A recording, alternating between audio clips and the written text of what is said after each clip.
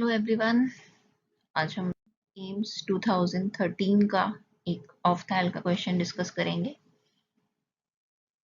Question है which of the following is not true of acute viral conjunctivitis. Not true मतलब कि हमें देखना है कि फॉल्स स्टेटमेंट क्या है। पहला ऑप्शन है विजन इज नॉट अफेक्टेड, मतलब विजन अफेक्टेड नहीं है। Corneal infiltration is seen, antibiotics are the mainstay of treatment and the pupil remain unaffected. इसके डिस्कशन के लिए हम लोग पार्सन का कुछ लाइंस, कुछ पैराग्राफ डिस्कस करेंगे। पहले वायरल कंजंक्टिवाइटिस की हम लोग बात करते हैं तो इसमें सीरस या क्लियर वाटरी डिस्चार्ज होता है और एक स्पेसिफिक टाइप का कंजंक्टाइवल इन्फ्लेमेटरी रिएक्शन होता है।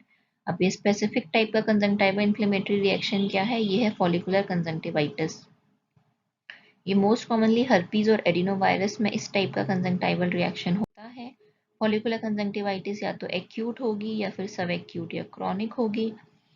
जब वो एक्यूट होती है तो वो क्लेमाइडियल इंक्लूजन कंजंक्टिवाइटिस में होती है, एपिडेमिक केरेटो कंजंक्टिवाइटिस में होती है, फेरिंगो कंजंक्टाइवल फीवर में होती है और एक चीज़ होती है न्यू कैसल कंजंक्टिवाइटिस, उसमें भी ये चीज़ होती है।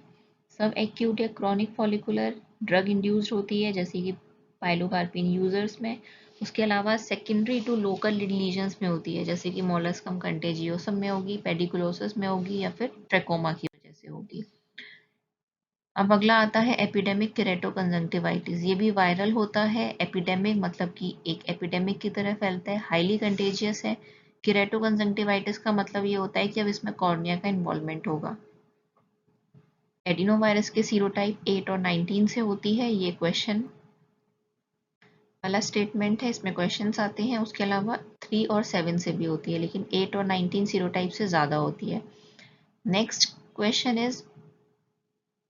का पॉइंट इज कि इसमें प्री ऑरिकुलर लिम्फेडिनोपैथी होती है। कॉर्नियल कॉम्प्लिकेशंस, पहले तो पंक्टेट एपिथेलियल इन्फिल्ट्रेट्स होते हैं। अब जो पंक्टेट एपिथेलियल इन्फिल्ट्रेट्स होते हैं उसमें कॉर्निया पे छोटे छोटे डॉट डॉट से लीजन्स होते हैं जो कि बाद में चल के सब एपिथेलियल ओपेसिटीज बनाते हैं और इन सब एपिथेलियल ओपेसिटीज की वजह से पेशेंट को फोटोफोबिया होता है।